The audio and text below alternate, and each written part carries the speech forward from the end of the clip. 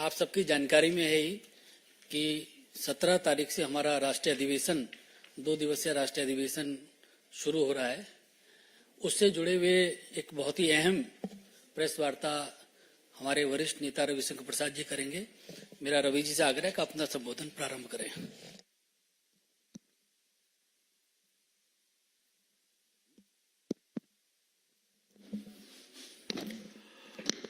मित्रवर अनिल बलूनी जी, सभी सम्मानीय पत्रकार मित्रों, नमस्ते, अभिनंदन।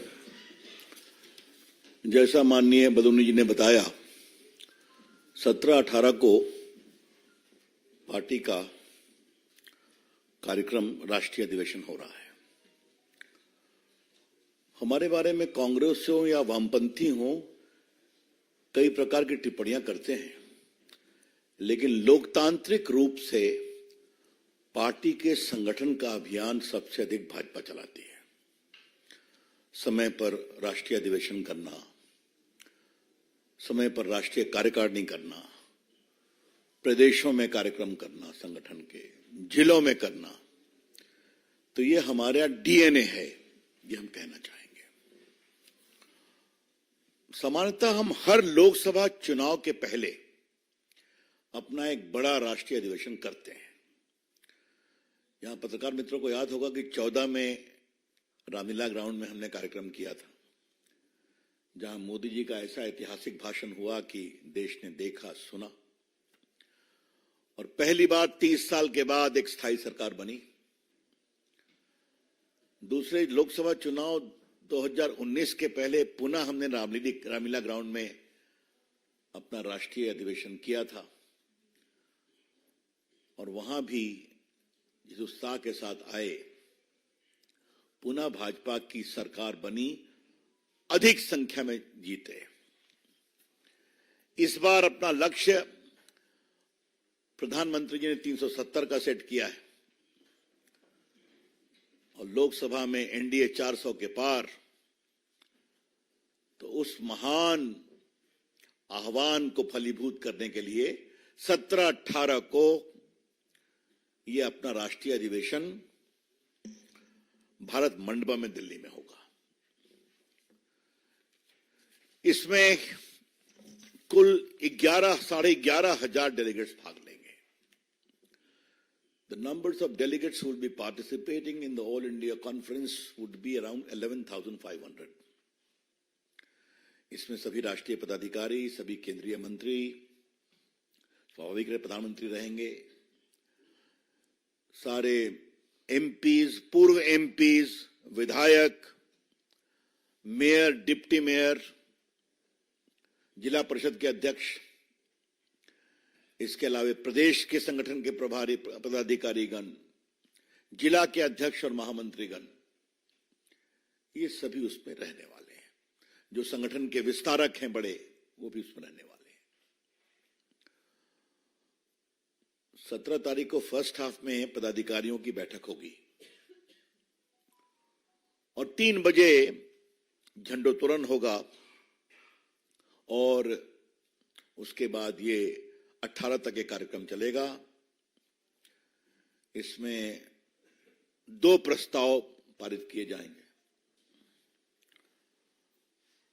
आगामी चुनाव पर विस्तार से चर्चा होगी,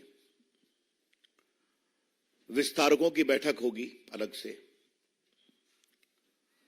और विकसित भारत का जो पूरा कॉन्सेप्ट है उसका एक उसमें प्रदर्शनी भी लगेगी, कि देश भर से लोग आएंगे उनको बताने के लिए। माननीय राष्ट्रीय अध्यक्ष जी का उद्घाटन भाषण होगा, माननीय प्रधानमंत्री जी पदाधिकारियों की बैठक में भी रहेंगे, और वो समापन करेंगे। वैसे अनिल जी, हम दोनों अपने व्यक्तिगत अनुभव से कह सकते हैं कि राष्ट्रीय अधिवेशन में प्रधानमंत्री जी का जो कंक्लूडिंग आह्वान होता है वो बहुत प्रेरणादायी होता है, और पूरा देश भर के कार्यकर्ताओं के लिए एक नजीर बनती है उनकी टिप्पणी, उनका भाषण। तो हम सभी बहुत उत्साह के साथ उनके उस भाषण की प्रतीक्षा करेंगे। आज ये बात मैं इसलिए भी कह रहा हूं, और बहुत विनम्रता से कह रहा हूं, और शायद मैं इसमें भी आप लोगों को भी इंक्लूड करना चाहूंगा कि प्रधानमंत्री का संसद का भाषण होता है, अभी तक दर्जनों भाषण हो चुके हैं, उनके सारे भाषणों को आप भी उतनी ही उत्साह से अपेक्षा करते हैं जितने उत्साह से हम लोग अपेक्षा करते हैं। उसमें इतनी चीजें मिलती हैं समझने के लिए, पार्टी की लाइन के लिए, देश के लिए। तो ये मित्रों कुल कार्यक्रम है, ये बहुत ही प्रभावी कार्यक्रम होगा और जैसा मैंने बताया 11,500 डेलीगेट्स इसमें आएंगे। तो इसमें चर्चा भी होगी, प्रस्ताव पर भी चर्चा होगी, चुनाव की तैयारियों की चर्चा होगी, सांगठनिक चर्चा होगी। तो जो कहते हैं कॉम्प्रिहेंसिव ऑर्गेनाइजेशनल एजेंडा, वो इसमें होने वाला है। तो हम सभी अपने आने वाले प्रतिनिधियों का बहुत अभिनंदन करते हैं और परसों आप लोग का भी स्वागत है। आप लोग की भी अलग से ब्रीफिंग की व्यवस्था रहेगी, तो वो भी रहेगी। That's all on the 17th and 18th। हम इसके बारे में कोई सवाल देना चाहेंगे? नीरज पांडे।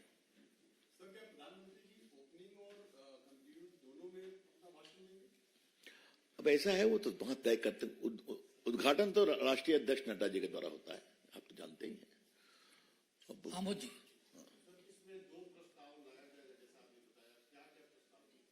अब आपको बताएंगे सर। रविंदर जी, पहले ये वाला कर ले एक बार, पहले इस बारे में पूछ लेते हैं, फिर उसके बाद सुजीत।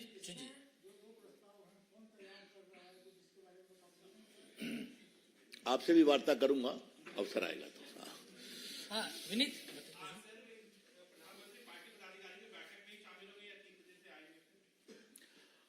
देखिए, पदाधिकारियों की बैठक में भी प्रधानमंत्री आ सकते हैं, ये सब उनके विवेक पर है, ये हम आपसे कहना चाहेंगे। रविकांत, आप पूछना चाह रहे थे? अच्छा रविंदर जी, आप इसी बारे में? नहीं भाई, अभी नहीं हुआ है। आप लोगों का इसी बारे में पूछे हिमांशु जी। रवि जी, क्या राम मंदिर को लेकर भी प्रस्ताव आएगा और बाकी आपका कोई सवाल है क्या? नहीं, अलग नहीं, पहले इस बारे में कोई आपका, इस बारे में? ठीक है, रविंदर जी पूछिए। रवि जी बैठे, दो सवाल। एक है कि चुनावी बॉन्ड को लेकर सुप्रीम कोर्ट ने जो फैसला लिया है, आपके उस कानून को ही असंवैधानिक करार दिया है और जो भी आरोप लगाया जा रहा है कांग्रेस की तरफ की राजनीतिक घूस लेकर बीजेपी इस बॉन्ड को लेकर आई, पहला सवाल। और दूसरा है कि एक वीडियो वायरल हुआ है, इसी बारे में एक एक करके पूछिए ना, पहले इसके बोले। जी, मुझे लगता है कि इस पर काफी मित्रों का सवाल होगा, तो मैं पार्टी की ओर से एक आरंभिक टिप्पणी करता हूं, क्योंकि औपचारिक टिप्पणी इस पूरे जजमेंट को पढ़ने के बाद बताई जाएगी। Since the judgment is of a constitution bench running into hundreds of pages, it requires a comprehensive study and thereafter a structured reply. तो ये आपसे हम बहुत विनम्रता से कहना चाहेंगे कि जो कि सुप्रीम कोर्ट के संवैधानिक पीठ का यह फैसला है, अतः पार्टी की ओर से और संभवतः सरकार की ओर से आवश्यकता पड़ेगी तो इसका सुविचारित टिप्पणी की जाएगी। आज जब मैं पार्टी के राष्ट्रीय मंच पर बैठा हूं तो कुछ बातें हम कहना चाहते हैं। ये निर्णय एक बहुत ही प्रामाणिक उद्देश्य के लिए लाया गया था। This decision was undertaken for a very laudable objective, to bring in transparency in electoral funding. चुनाव में पारदर्शिता हो फंडिंग में, इसके लिए लाया गया था। चुनाव में कैश का प्रभाव कम हो, उसके लिए भी लाया गया था। इस बात को समझना बहुत जरूरी है। और हमारे जितने चंदा देने वाले लोग हैं, उनकी अपेक्षा थी कि अगर उचित होगा कि हमारे लिए भी गोपनीयता रखी जाए, और ये बहुत अस्वाभाविक नहीं है। मैं आपको एक अपने राजनीतिक अनुभव से बात कहना चाहता हूं। कहीं पर कोई सरकार है तो हम उनको सहयोग करते हैं। अब मान लीजिए वो सरकार हार गई और उनके विरोधी दूसरी जगह आए तो वो उनके खिलाफ हो जाते हैं। इसलिए कोई ईमानदारी से बिजनेस कर रहे हैं तो उनको अपना काम करें, ऐसा विचार था। और जो लेवल प्लेइंग फील्ड की बात करते हैं उनके बारे में मुझे एक ही बात कहनी है। जहां तक कांग्रेस की टिप्पणी मैंने सुना नहीं है, अगर उन्होंने कहा है कि घूस लेके दिया गया है, अगर ये कहा है तो जिनका पूरा संस्कार घूस पर है, वो अगर ये आरोप लगाते हैं तो बड़ा हास्यास्पद लगता है। Those whose DNA is based upon corruption and bribery, please don't make those allegations against the BJP. लेकिन जो लेवल प्लेइंग फील्ड की बात करते हैं उसके बारे में मुझे एक ही बात कहनी है। फील्ड लेवल का है या लेवल का नहीं है, ये तो उन्हीं के बारे में तय होगा ना जो फील्ड के अंदर हैं। जो फील्ड के बाहर हैं वो लेवल में है या नहीं है, कैसे तय होगा? आप फील्ड में है या नहीं कौन तय करता है? जनता तय करती है। तो अगर देश की जनता ने बहुतों को फील्ड से बाहर कर दिया है, वो लेवल प्लेइंग फील्ड की बात करते हैं, तो और हम क्या बताएं? आप समझते हैं मेरा इशारा किसकी ओर है? बहुत से लोग को चुनाव में एक सीट भी नहीं मिलती है। आपने पुराने बड़े बड़े प्रभाव के क्षेत्रों में, इसलिए वो बात अलग है, छोड़ दीजिए। लेकिन हां, चुनाव में सुधार के लिए ये हमारी मोदी जी की सरकार का एक प्रयास नहीं था। आपको याद होगा वोटर लिस्ट पर आपकी फोटो छपती है, ये भी उस समय हुआ था ना। आज बड़ी संख्या में जो ईवीएम्स लाए गए उससे बूथ कैप्चरिंग बंद हुई है ना। जिस प्रदेश से मैं आता हूं वहां तो जब तक 10-15 लाख नहीं गिरती थी तो चुनाव होता ही नहीं था, और वो अतीत की बात है ना। और भी कई तरीके से चुनाव में सुधार के लिए जितना प्रयास करना है वो काफी किया गया है। ये भी उसी प्रामाणिक प्रयास में चुनाव को पारदर्शी बनाने का प्रयास था। अब माननीय सुप्रीम कोर्ट ने एक फैसला किया है तो हम उनका सम्मान करते हैं। इस फैसले पर क्या बोलना है, जैसे मैंने कहा, निर्णय को पढ़ने के बाद हम बताएंगे। I think I have spoken enough to allay all the questions which may come about. Ravindra ji, दूसरा क्या था बताइए?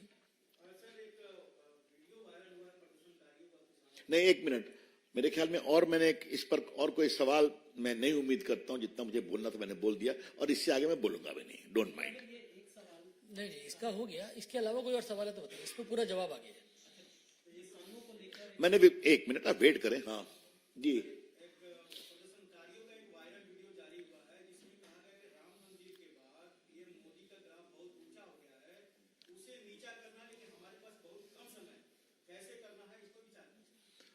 देखिए किसने क्या कहा है इस पर तो कोई हम टिप्पणी नहीं करेंगे।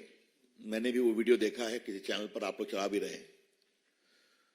शाम में वार्ता होने वाली है मंत्रियों की, हमारी शुभकामनाएं वार्ता सफल हो जाए।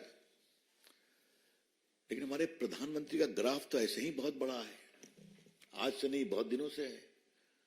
वो दुनिया के नेता हैं। अभी क्या हुआ है अबू धाबी में और यूएई में आप देख के आ रहे हैं। अभी क्या हुआ है कि कतर में जो हमारे नेवी के लोग फांसी के फंदे से झूलने वाले थे, कितने सम्मान से वापस आ गए। तो क्या देश और क्या विदेश, प्रधानमंत्री का ग्राफ इसलिए है उनकी ईमानदारी, उनके काम और भारत की 40 करोड़ जनता के आशीर्वाद से। मैं इतना ही कहना चाहूंगा। हाँ, एक मिनट, मैं ये सवाल अपने से कहने वाला था। मैंने आने से पहले अभी देखा संदेश खाली पर ममता जी ने विधानसभा में एक बात कही है, और बहुत ही शर्मनाक बात कही है कि जो महिलाएं टीम के साथ हाफ कवर करके अपने खिलाफ यौन शोषण की बात कह रही थी, उसको उन्होंने कहा है कि ये महिलाएं अपना मुंह खोल के क्यों नहीं बोलती, मैं इनके खिलाफ कार्रवाई करूंगी। और क्या कहा उन्होंने? Sandeshkhali is a burner of RSS. What do you mean by this Mamata ji? Why you have become so ugly, so cruel, so anti women Mamata ji? आप तो एक बड़ी महिला नेत्री रही है ना, संघर्ष से आई हैं। सीपीएम सरकार में आपने कितना संघर्ष किया हमने देखा है। और आज आपके सीपीएम के, ये टीएमसी के गुर्गे महिलाओं को रात में नॉक करते हैं, उनका यौन शोषण करने का प्रयास करते हैं।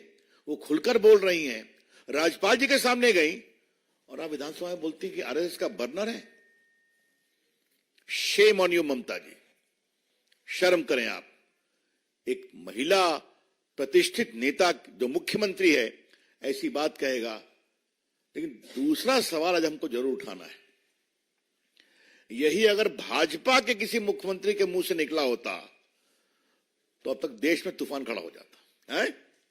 क्या राहुल गांधी, क्या वामपंथी, क्या सीपीएम, क्या सीपीआई, क्या मानवाधिकार संगठन, क्या आप लोग, क्षमा करिए, चलना मुश्किल कर देते। अभी सभी खामोश हैं।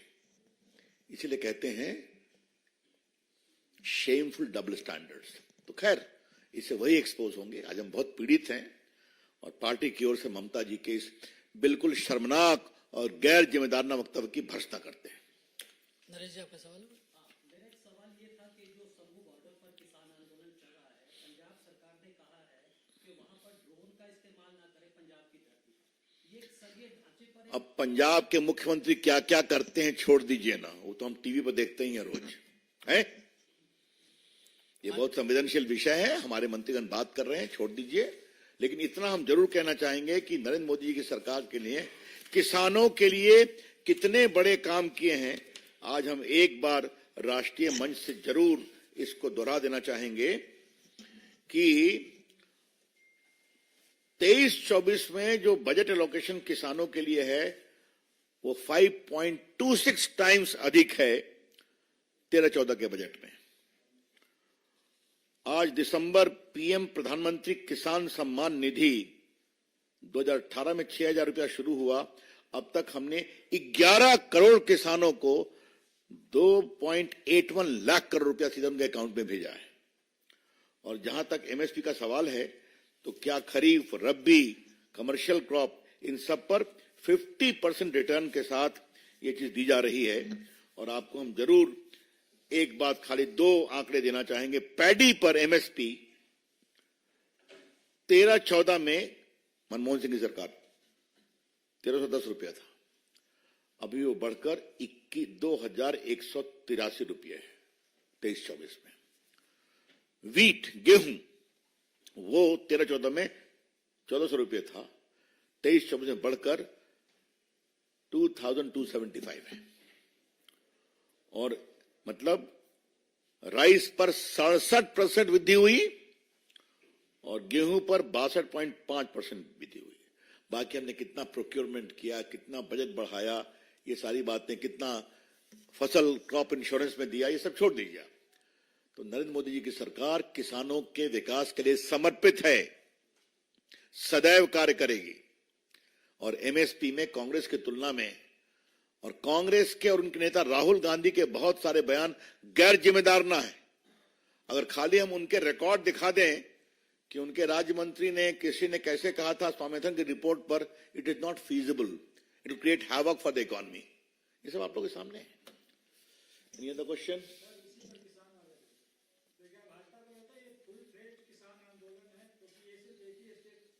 हम कोई टिप्पणी नहीं करेंगे, वहां भी आज शाम की बैठक है, चल रही है मंत्री। और कोई सवाल? बताइए क्या?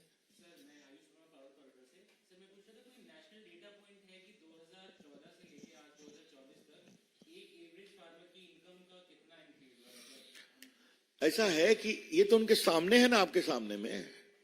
ये सिर्फ फसल की बात नहीं है, उनके एवरेज क्वालिटी ऑफ लाइफ के बाद, खाद्य की सप्लाई की बात, यूक्रेन के युद्ध के बाद भी, इसमें कई चीजें सदन में रखी गई हैं। ये मैं आपसे कहना चाहूंगा। खत्म हुई?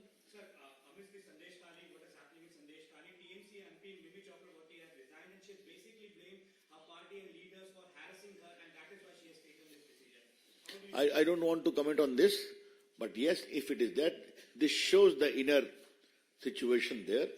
वैसे इतना मैं बता दूं आप, ये इंडिया गठबंधन तो बिखर रहा है। आज सुना फारूक अब्दुल्ला भी कुछ बोले हैं कि मैं भी अलग ही हो रहा हूं। राहुल गांधी जी गए हैं यात्रा में देश जोड़ने, अपने गठबंधन को तो जोड़ नहीं पाए, देश का जोड़ेंगे। That's all. सभी मीडिया के साथियों से आग्रह है कि जो हमारा 2 दिन का अधिवेशन है उसको लेकर आप लोग अच्छे तरीके से कवरेज कर सकें, उसके लिए हमने बड़ी वृहद व्यवस्था बनाई है। तो आप मीडिया सेल से कोऑर्डिनेट करके जो अपने पासेज और सब चीज ले सकते हैं। आप सब आए, बहुत बहुत धन्यवाद आपका। वैसे भी भाजपा का मीडिया सेल अच्छी व्यवस्था करता है, तो आप जानते ही हैं सब लोग। धन्यवाद।